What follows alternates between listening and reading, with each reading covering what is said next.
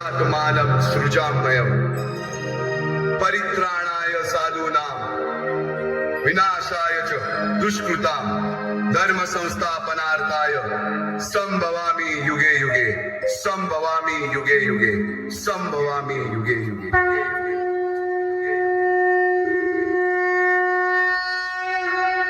जेव्हा जेव्हा धर्मावर ग्लानी येईल, जेव्हा जेव्हा धर्म वाढेल, तेव्हा तेव्हा सज्जनांच्या रक्षणासाठी, दुष्टांच्या संहारासाठी, धर्माची स्थापना करण्यासाठी मी युगानयुगे जन्म घेईन।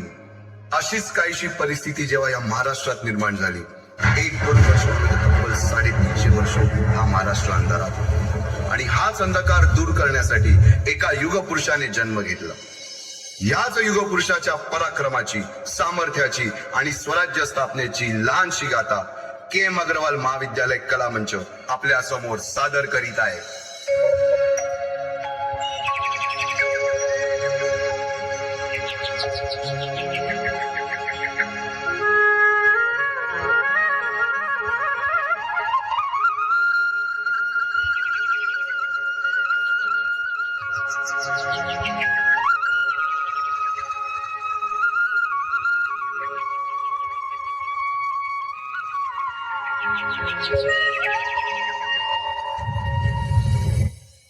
महाराष्ट्र असा सुखाने नांदत असताना एक दुष्ट काल यवनाची वक्रदृष्टी महाराष्ट्रावर। महाराष्ट्र परकीय स्वारांच्या टाचेखाली भरडला जातो। अपहरण, अपमान, जुलूम, जबरदस्ती, अन्याय, अत्याचार, मंदिरांची तोडफोड, स्त्रियांची, धनधान्यांची लुटालूट थांबता थांबत नव्हती। जेव्हा आपल्याच घरात गोठ्यातली गाय आणि घरातील माय असुरक्षित होते, तेव्हा घरातलाच अंधकार मनात घर करून बसतो। अशा वेळी साधू, संत, लहान, थोर, लेकी, बाळी अवघा महाराष्ट्र देवाला गाराणं घालतोय। अरे जेजुरीच्या खंडोबा, पंढरपूरच्या विठोबा, तुळजापूरच्या भवानी आई, दारुगड, दारुगड आई, दारुगड।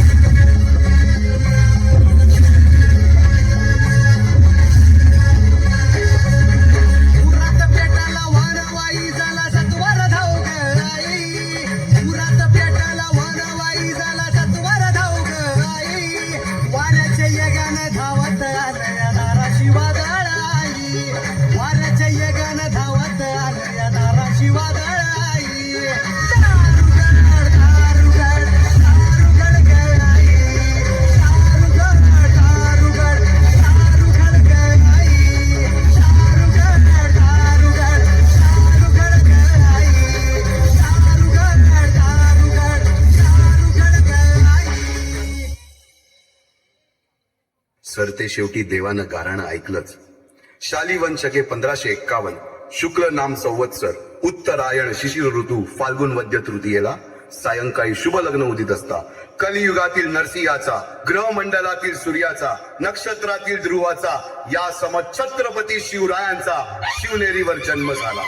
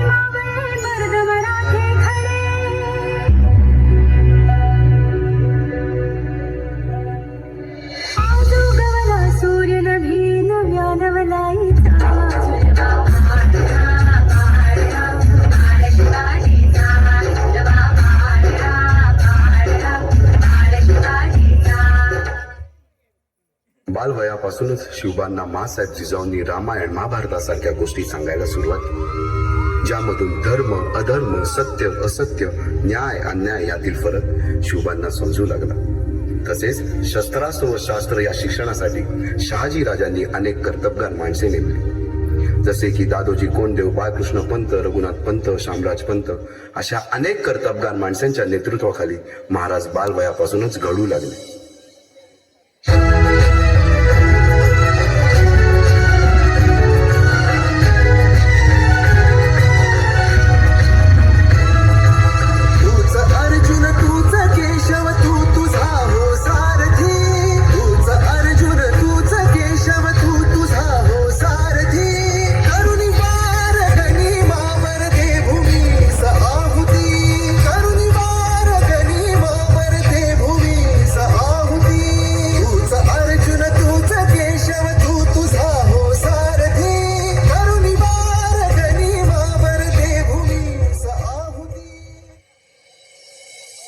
एकटे नेतृत्व कधीच साम्राज्य, त्यासाठी तशी निष्ठावन मावळे घडवावे लागतात.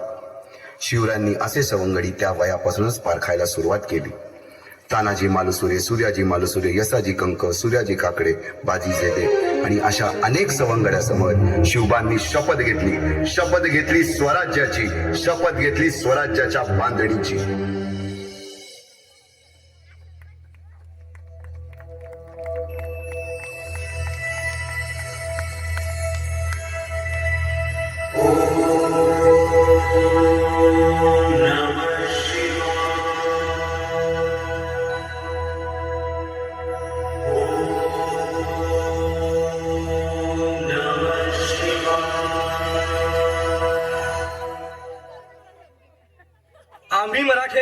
आम्ही मराठे यवनांची पीडा नष्ट करण्यासाठी हिंदवी स्वराज्य स्थापन करीत आहोत. यवनांची पीडा नष्ट करण्यासाठी हिंदवी स्वराज्य स्थापन करीत आहोत.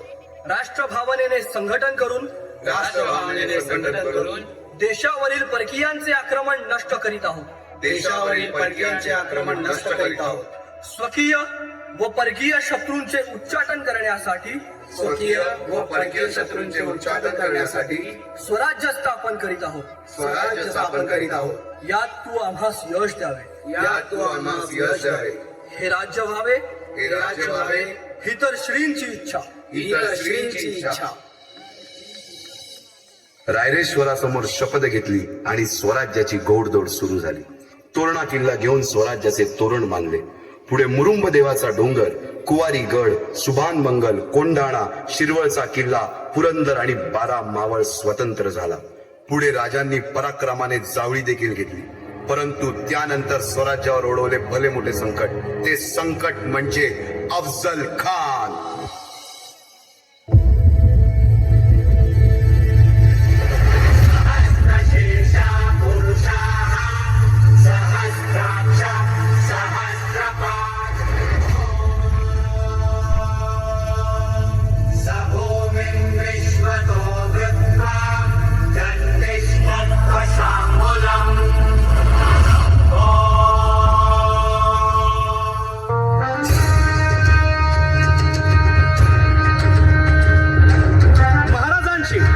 शिवाजी महाराजांची कीर्ती बेफाम होती. महाराजांची कीर्ती बेफाम, भाल्या भाल्यांना फुटला घाम. याला कोण घालील यस्सेने दरबारी कुस्ती बेगम. बडी बेगम म्हणजे अली आदिल शहाची आई बर का. नजरेत तिच्या अंगार दरबार झाला गपगार. कुणी घेईना पुढाकार, साऱ्यांनीच मानली हार. इतक्यात अचानक एक सरदार उठला, बोलला, हम लाएंगे शिवाजी को. आणि त्यानं विडा उचलला. नवतेचं अफजल खाने, या नवतेचं अफजल खाने जिता जागता जणू सहिताने. कान बोलला छाती ठोकून, शिवबाला टाकतो चिरडून.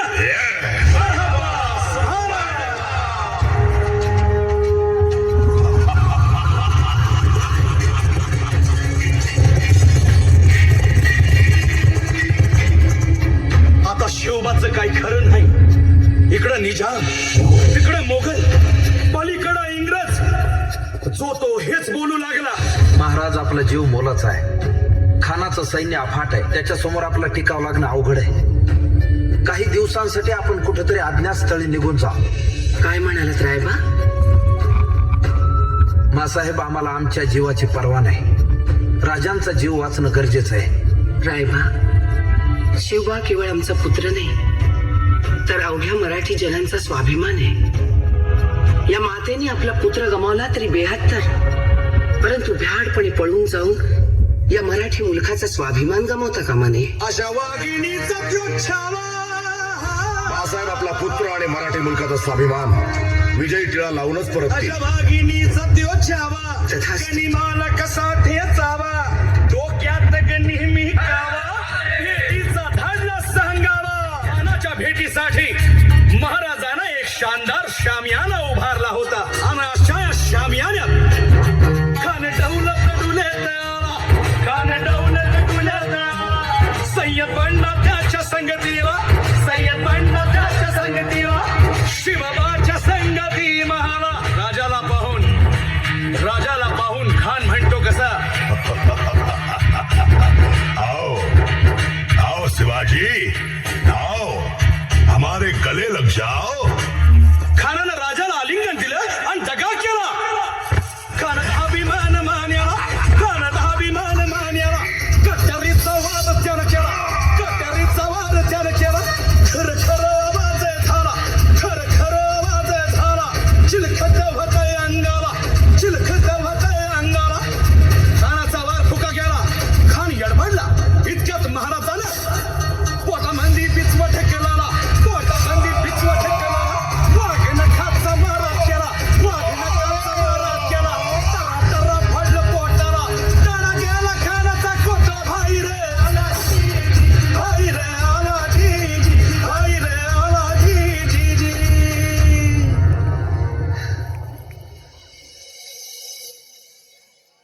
अफजल खानाच्या वधानंतर महाराजांनी स्वराज्यवाढीची मोहीमच हाती घेतली.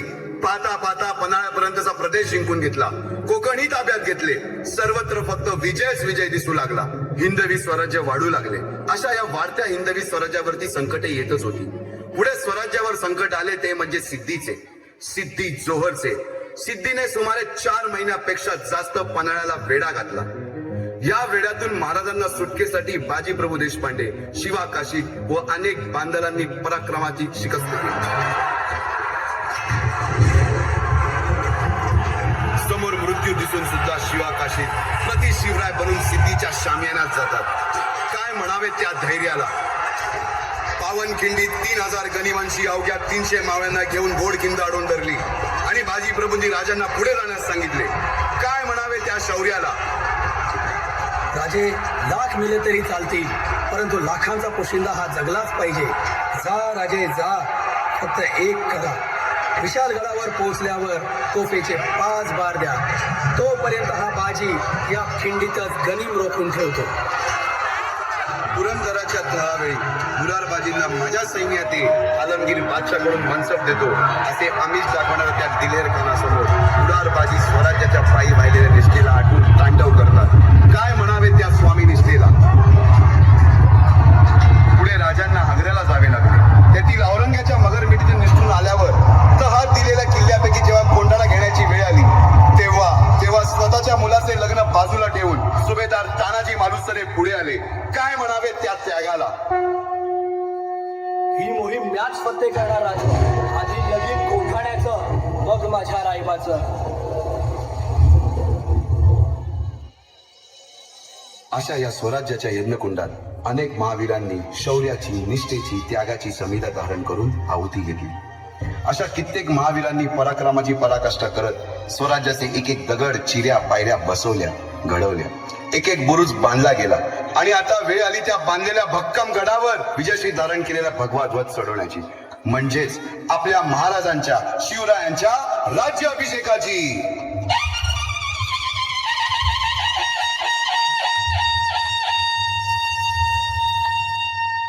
350 वर्षाच्या काळरात्रीनंतर अरुणोदय झाला.